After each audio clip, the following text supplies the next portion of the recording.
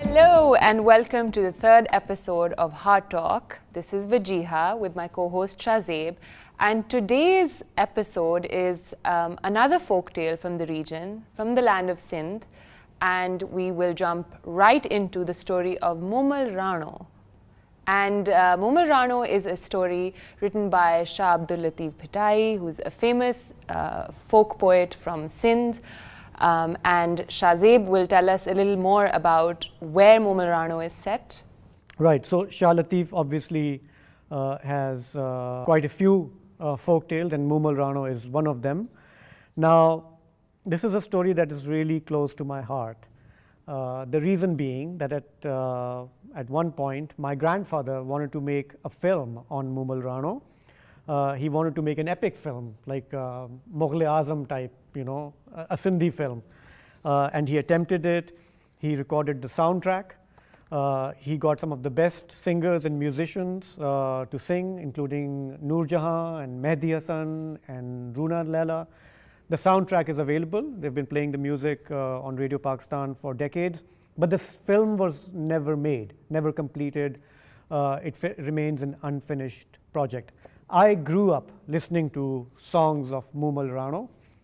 Obviously, I had not really delved into it, read it until we decided to talk about it. And I feel like it's one of the most sung because I was just doing like a YouTube search, and there's so many people who have done renditions of Moomal Rano. But can you tell us where is the story set? Okay, so let's get into the story. It's a story which starts in Thar Desert. There is a ruler called Hamir Sumro. He is out on a hunt with 3 of his ministers. One of them is called Rano Mendhero. They come across a yogi on their travels, and the yogi is like a beggar, you can call him a fakir, who's sitting in a state of trance. He's radiant, his eyes are red.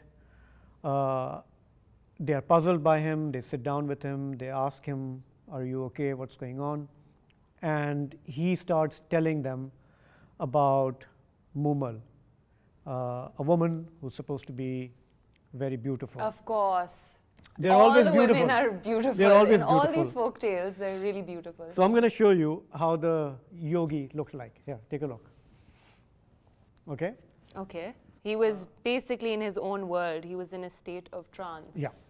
Clearly. Any guesses who this is? Is that your grandfather? No, that's my dad. So my dad was playing the role of yogi in that film. Oh, wow. Which was never we will made. talk more about this in our next part, but thank you for sharing that, and we'll show it to the audience. I saw the picture and I'm like, wow, Dad, he was a politician later on, but before he became a politician, he wanted to be an actor. So this yogi describes Moomal to these men, and he also talks about a place called Kak Mahal, which is where Moomal lives. Now, Kak Mahal is situated next to the river Kak in Ludhiana, in Jaisalmer. In India. Which is now in India, but obviously part of Thar Desert. And he says, he's describing Moomal as this beauty, but he's also giving them a warning. He's saying that, those who get entangled with Moomal can never escape, and they are doomed. And he tells them that what a fascinating place Kak Mahal is. So these men are listening to him, and they are really mesmerized. They begin to see a vision that he's sharing of this magical place. And he tells them that, she's a killer. She's a man-eater. And those who go and pursue her, they die. There are graveyards right next to Kak Mahal of men who tried to reach her but failed. So they are really intrigued by all of this. Kak Mahal is sort of, is described as a place which has a lot of death traps for potential suitors. It has enchanting gardens, labyrinths. It has many streams, unsurpassable rivers, bridges, ferocious tigers, and you can't tell which one is illusionary and which one is real. It's like a fantasy world. It's this fantasy place, right? And they've never heard of this, so they are like, wow, yeah, cool, dude, shall we go there? Yeah, there's this element of adventure. They want to know. But where Moomal, I'm guessing, is a princess. If it's a Kak Mahal, it's probably some sort of palace. It is a palace. Kak Mahal. Mahal means palace. So the backstory is that before they arrive at Kak Mahal, the family lives in Upper Sindh in a place called Mirpur Mathelo, right? And her father, Nand, is a rich man. He's sort of a local ruler. Raja Nand. He has a lot of royal treasure, which he hides in a secret place. And the key or access to that treasure is through a tooth of an animal, which he gives to his eldest daughter, Moomal. So there are 9 sisters. Moomal is the eldest. Sumal is the second one. Moomal is known for her beauty. Sumal is known for her cleverness. So the dad gives it to Moomal, thinking that she's kind of benign and she won't. Well, the dad clearly is not very smart. It's not. He could have given it to the most clever one. He could have, but I guess a lot of us don't like smart people because we suspect they might take away our treasure. So whatever even if the it's reason, your own daughter. Yeah, even if your own daughter. So he gives it to Moomal. She wears it as a pendant in her neck, keeping it close to her chest, basically. But one day she has a magician or a yogi who approaches her. He knows that this is the key to the royal treasure. He says to her, I'm really unwell, blah, blah, blah. There's only one cure, and it is that tooth that you're wearing. And she says, no, I can help you in other ways. And he's like, no, but this is the only thing that's going to help me. And she, being this really simple person, says, okay, here, take this and go sort yourself out. Many days, maybe weeks later, her father asks her, where is that tooth I gave you? And she says, oh, I gave it to somebody else. And his dad is like super upset. He's like, I trusted you with it. How could you do this? How can you be so dumb? So he's like furious with her. And then, according to some accounts, almost wants to kill her when Sumal, the sister, says, no, please, don't be rash, don't do this. We'll figure a way out. I'm going to get you your treasure back. So he spares them. And that's when, supposedly, the sisters decide, let's move to Ludhiana, to Jaisalmer. And Sumal, being very business-minded and clever, comes up with this plan. She's like, what can I cash? It's like, Moomal is super pretty, so why don't I play on that? So she builds this palace called Kak Mahal, which is full of these death traps and illusions and everything. And she says, whoever wants to marry Moomal has to go through these tests, and if you can make it, then you can have Moomal. But the whole plan is that all these princes and rich people and hunters, they will come with their wealth, which they will contribute in this expedition. Because they'll never be able to make it. And so that's how they literally deceive all of these princes of their treasure. It's like a typical big corporation. Yeah, it's a great business plan. Great business plan. Maybe they should do an MBA in this. But basically, yeah. So that's the plan. That's how they end up there, and that's how they are enriching themselves. And so I'm assuming Hamir Sumro and his ministers, Rano Mendhero, decide to embark on this expedition, which the yogi has explained to them. They embark on the journey, but it's Rano who really undertakes this, risking his life. And I love the way that the story of Rano and how he overcomes a lot of these struggles. Of course, he overcomes them. We already know that. But he embarks on this journey, going through these mazes and these puzzles. And so one story is that he sees this lion that's roaring, as soon as he enters, and a lot of people get scared, a lot of princes get scared, so they're like, we don't obviously want to be eaten alive. Yeah. But Rano discovers that this is a fake lion because it appears in only one particular way and it has one roar. Right. And so he's always carrying a stick with him. And so he just, cuts through the lion with a stick, and he realizes this is actually just an illusion. Yeah. So I think he picks up from there and he crosses this one hurdle. Then he comes to another courtyard where Moomal is sitting with all her, 8 sisters, and he has to figure out which one is Moomal. So these are all these traps that have been placed, right, Yeah. for all of these people. And Rano is trying to figure out who it is because they all have their ghungat, their veil in front of their faces.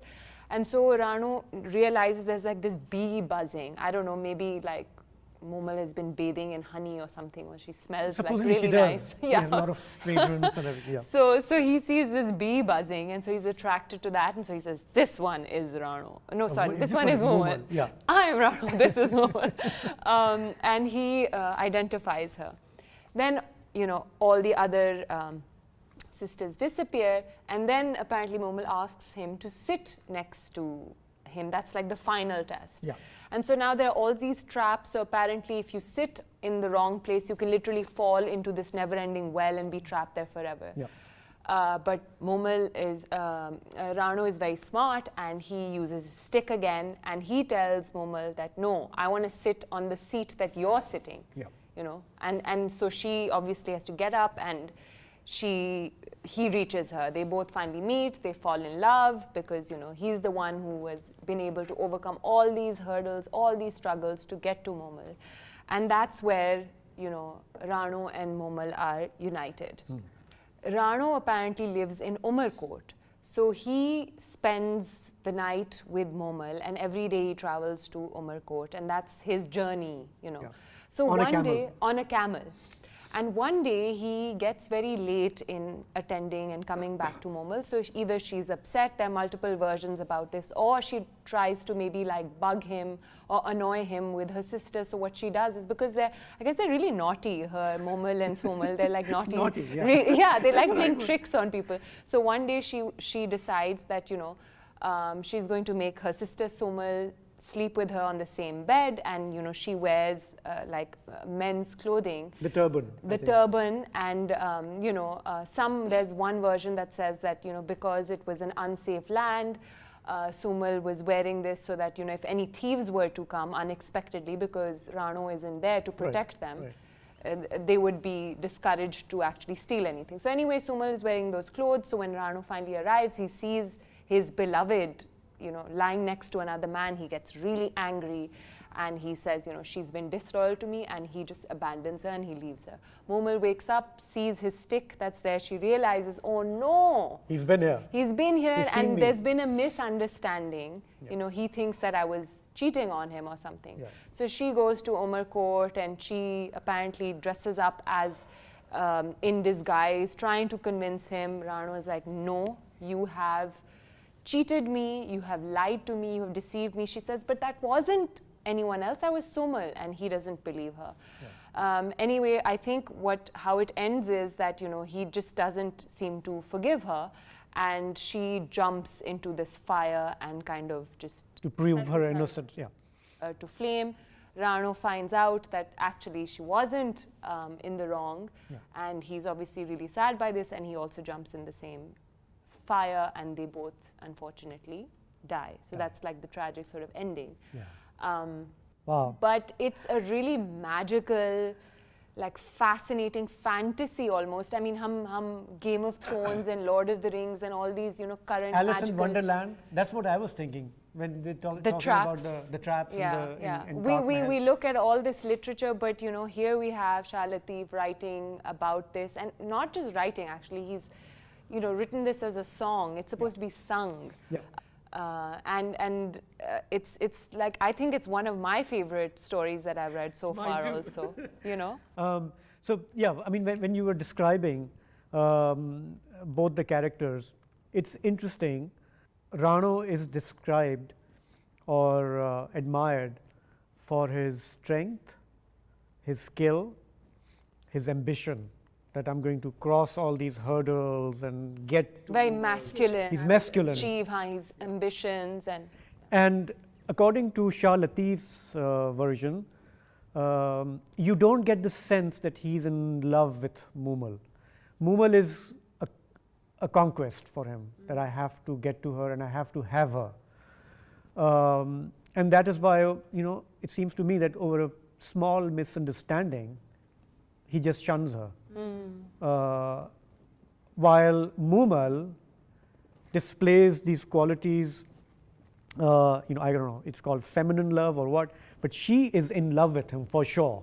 When she's missing him, she's longing for him, she's singing for him. She is completely devastated that she might have broken his trust through this misunderstanding. And in Shah Latif's poetry, when he's speaking through Moomal, you can sense the pain. So she is this emotional person, spiritual person, while Rano displays more of the worldly, or I don't know, masculine, manly. I have to have this. I need to. It's a challenge. For him, it's a challenge. On the one hand, you see these, but then on the other hand, you also see them very interchangeable in their masculine and feminine qualities, right? So even Moomal and Somal have these ambitions. They have a business plan to deceive all these princes, very modern, independent women. That we're going to make all this wealth again, repay our father, and trap all these people. But she eventually realizes that that's not the joy that brings to her, is actually Rano brings her the real joy. Once she's in love. Once she finds him, once eventually. And then even I think Shah Latif also changes his voice sort of changes. First he writes from the perspective of Rano, trying to achieve his goals, and then he shifts towards Moomal. And I find this whole interchangeable, very similar to what we experienced in Heer Ranjha, how they both embody masculine and feminine characteristics. So that's the running thread in many of these Sufi tales, where soul has no gender. Yeah. And the dichotomy between the seeker and the beloved is almost blurred. Right? And so Moomal eventually, at the end, it's she just realizes that Rano is actually within her. Yeah. And I think that's like where the ending comes. For me, I think this whole story is, there's nothing worldly about it. Even the way it's been set. Magical. It's magical, it's fantasy, it's all these mazes, these puzzles. And I think spiritually, as you were just saying, that's the journey. Falling in love, then pain and suffering, separation, and discovering the essence, the spiritual truth within yourself. It's the journey of ishq-e-hakiki, जिसे हम कहते हैं, the journey of love, और उसमें मुझे ये भी interesting बात लगी कि the elements that are constantly brought about of fire and water, and there's that famous शेर कि ये इश्क नहीं आसान, बस इतना समझ लीजिए, आग का दरिया है और डूब के जाना है. Right? True. You have to immerse yourself in it. तो आप जब तक इसमें completely डूब नहीं जाएंगे, आप ultimately वो उस हकीकत को नहीं पा सकते. So we are always kind of seeking happiness. We wish each other happiness, but that's not our permanent state of being. And it's actually, reading this makes me realize that suffering is an integral part of growing up. And like Rumi also says, the heart has to break for the light to come in. And it's a running theme in many of these stories. Latif was very inspired by Rumi also. Yeah. So in fact, Shah Latif is called Rumi of Sindh. Even though they are hundreds of years apart, but the thread and the message is the same. Yeah. So I like the way you tell the story. I was just thinking, if ever the film was made, how would they have done it? How would they show Kak Mahal? And yeah, please tell me about your grandfather's film, actually, because I mean, this is something for us now, why did it not get released? I mean, what happened? So I've inquired into this, and I've also asked my family where is the script. There's a very respected Sindhi intellectual, Dr. Tanveer Abbasi. He wrote songs and script of the film. He was a friend of my granddad's, Dada Shah. So basically during the martial law period, when my father was in politics, the army barged into our homes and they kind of took away a lot of things, and among them was the script of Moomal Rano, plus the whatever filming and stills were made. So all the record is gone. What we have is those tracks, which my grandfather himself made sure that he records. There used to be these musicians called Ghulam Nabi Abdul Latif at Radio Hyderabad, Pakistan Radio Hyderabad, and he indulged the best talent available. So those songs are with us. I've been asked again and again that we should attempt making the film. Modern day version of Moomal Rano. Modern day version. Or maybe bringing back that same version. It'll have to be a period drama. But it was recorded. It was completed. No. The filming hadn't begun. So they had the cast, the producer, the director from Lahore. Everything was lined up. And before you start filming, basically you go and do still photography just to get your frames and everything. And near Khairpur, where I'm from, in Sakhar, River Indus, there's a place called Sad Belo, which is a little island with a Hindu temple. And apparently they had gone there to do initial still photography. And the picture I showed you of my dad is somewhere there, where he's playing the role of the yogi. So yeah, the film wasn't made because the hero and heroine of the film, young, dashing, beautiful couple of the time, who were fell they? in love and Do we decided know? to get married. You wouldn't know. Their name is Zahur Afghan and Ghazala. I call them Ghazala Auntie. They were actors. They were up-and-coming actors. They were kind of broadcasters. They were in the media. Okay. And they were kind of... And what year was this? This is, I believe, in early 70s. So maybe, 70, 71, 72, around that time. Wow. So yeah, they fell in love and they got married. And then the heroine's family came to my granddad and said, look, ab to ye hamare ghar ki izzat hai, ye film mein kaise kaam karegi? And I think there were also some budgetary issues. So it just kind of stopped and then it just was never made. So one of those unfinished projects, but again, like I said, a story that is very close to my heart. You have heard some of the songs, right? Thanks to you. Yeah. Thank you. I mean, Noor Jahan has sung songs so not many in it. people have heard She's Noor not even a Jahan Sindhi speaker, sing. but she was singing Absolutely. Sindhi. Mehdi Hassan Saab, thank you. I mean, those are all available on YouTube, so everyone should, just do a Google search. We are going to put or a we'll link. put in links. Yeah. But before we end this episode of Moomal Rano, I'm going to have to ask you to maybe to sing, one of the songs. I think this is the one by Noor Jahan that you... Yes, so the version that you've shared with me, and I've, tried to sing it the way that she has. Aao Rana raho raat, aao Rana raho raat,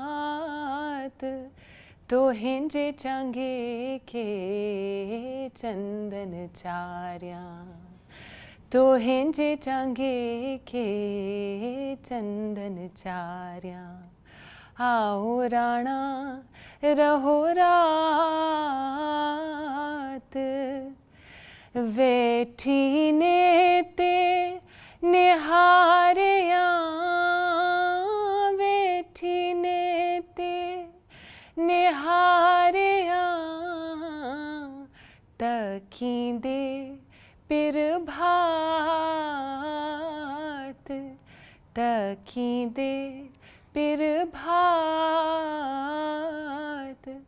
to hinje change ke chandan charya, to hinje change ke chandan charya, muke aahe mendhara,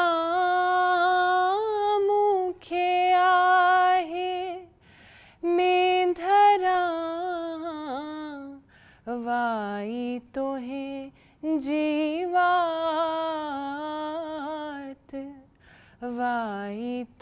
हिंजी बात तो हिंजे चांगे के चंदन चारियां तो हिंजे चांगे के चंदन चारियां आओ राणा रहो रात. Thank you. And I love this line, तो हिंजे चांगे के चंदन चारियां. मतलब कि, you know, I will feed your camel sandalwood. Yeah, absolutely. So please, Rana, come back. Because apparently sandalwood हर जगह available नहीं था, काक महल में available था. हाँ. So this was kind of a treat for the camel. So she's saying कि तुम्हारा जो camel यहाँ पे आएगा, मैं उसकी भी खिदमत करूँगी. और कितनी आप इज्जत दे रहे हैं even to the animal. मतलब वो कितना sacred है उनके लिए कि उसकी actually जो call है उसको बुला जो रही है वो कह रही है कि मैं तुम्हारे camel को खिलाऊँगी अच्छा. You know, that's the way to get Rano to forgive it's beautiful, and the way you sing it is really amazing. I mean, Veti Netre Niharya फिर है फुटी फिर बात. मैं सारी रात तुम्हारा इंतज़ार करूँगी because he visits her at night. और जब तक you know जो सुबह की जो dawn की पहली ray नहीं आती, I will wait for you all night. And that is, I wonder if that kind of love still exists, where you are so committed to a person. I mean, in a worldly context, that you would stay awake all night for somebody to come, you know, night after night. So she's really calling out to him. This is a song where she is really longing for him. Longing for him. Yeah. And obviously, Noor Jahan did a fabulous job. And so I'm no Noor Jahan, but yes, thank you for sharing it with me, and it's beautiful. It's beautiful. Such a treat, and it's been such a joy to even read this magical story. You know, for those that have not experienced folk heritage, I think, you know, or haven't read these stories from our region. I mean, Moomal Rano is definitely one of my most favorite ones so far. I'm so glad. We're really enjoying this. I hope you are too. But yeah, with that, I think we have to close. We will be back next week with another folk tale. Please, please, please do send us your feedback. What do you make of it? What would you like more? What would you like less? Urdu mein baat kare ya English mein baat kare, whatever. We are open to your comments. Thank you for watching. Thank you for listening.